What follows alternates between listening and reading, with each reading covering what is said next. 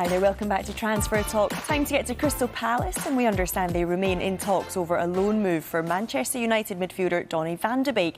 Nick Wright from the Sky Sports website joins me now. Nick, you've been analysing this potential move. It's fair to say there was so much excitement about Van de Beek joining Manchester United. Why hasn't it worked out? Well, I think the biggest obstacle for him has been the presence of Bruno Fernandes at Man United. Now, Van de Beek played his best football at Ajax in the number 10 position, but of course Fernandes was already in place at Man United in that role, and we know how important he is. Van de Beek just hasn't been able to make an impact as a result. Now, we can see that pretty clearly if we compare the two in the Premier League since the start of last season. Fernandes has played nearly 5,000 minutes in that time, which is more than any other United player, while Van de Beek has played just 582.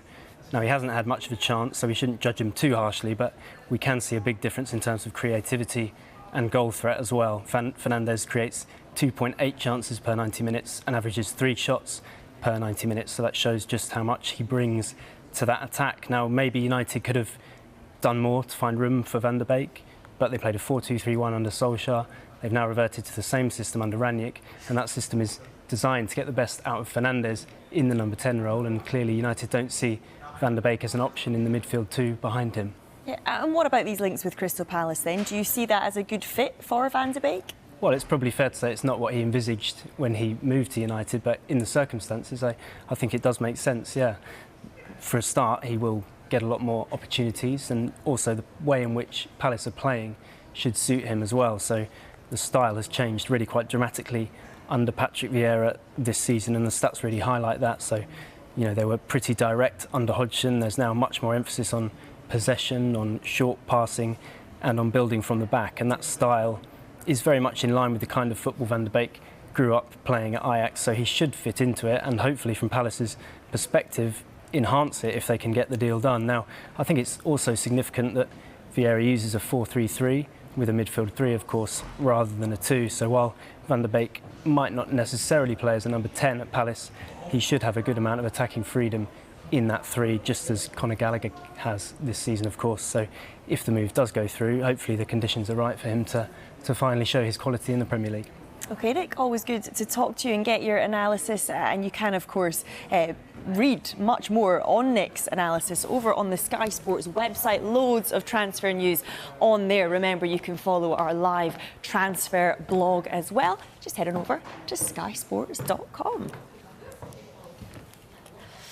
Yeah, so Donny Van de Beek looks set for a move away from Manchester United before Monday's deadline. Emma, just how close is this one and this move to Crystal Palace? Yeah, I mean, you mentioned it when you're chatting to Nick there, saying that Palace remain in talks with Manchester United over a loan move for Donny Van de Beek.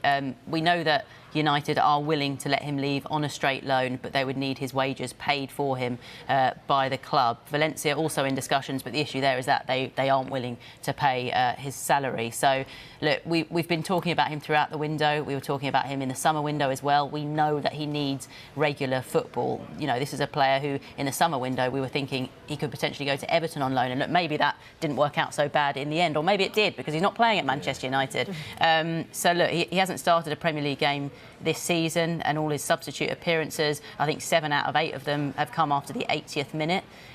So frustrating for the player, and you just look at it and think, look, Manchester United are going to have a new manager coming in the summer. For him, you imagine, well, he wants to play, he wants to go somewhere in the Premier League where he can kind of state a claim for a place in Manchester United's 11 when a new manager does come in. Yeah, we'll talk more about the United perspective shortly. We heard Nick kind of looking at how he could potentially fit in with Crystal Palace. Michael, would you see this as a good signing for Palace? A few years ago, Crystal Palace were considered a one-man team. If Wilf Zaha was out, Palace ended up losing matches. Now, you look at when they go forward, Michael Olise, Ebi Eze, Gallagher, the brilliant loan from Chelsea. It's exciting. Mateta's up front. He's playing well under Patrick Vieira, and a few people are telling me that Vieira might want to make that one permanent this month, so more on that as we get it. Christian Benteke wants to stay. There was interest in him. It's exciting times for Crystal Palace at the moment, and Vieira is doing a really, really good job. The summer recruitment went perfectly well. Because there was worries there, worries, but it's gone really, really well. Yeah, and Flex, what about the United side of things then? Does this one make sense, both for the club to let him out on a loan move, as well as the players who could get that game? Absolutely, even if it's for Manchester United's own selfish reasons to actually have a look at him in the Premier League week in, week out. You know, there's been some question marks over his physicality and things like that, but how many players have we seen break that stereotype of being small in stature and not quite up to the Premier League standards? But you look at the physicality of Donny Van de Beek and how he is.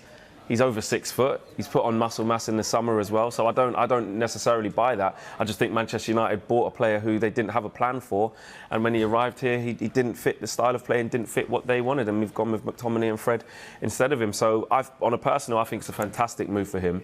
A chance to reignite his career. Is it where Donny Van de Beek, and this is not a disrespect to Crystal Palace, but is it where Donny Van de Beek thought he would be 18 months ago, 2 years, playing at Selhurst Park?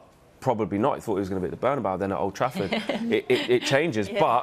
But one thing that has been labelled at his doorstep is he's a model professional. He trains hard and he's got a great attitude. And I think having someone like him in Crystal Palace would, like Mike said there, it's an exciting time to be a Crystal Palace fan. Exciting squad that's building under Patrick Vieira.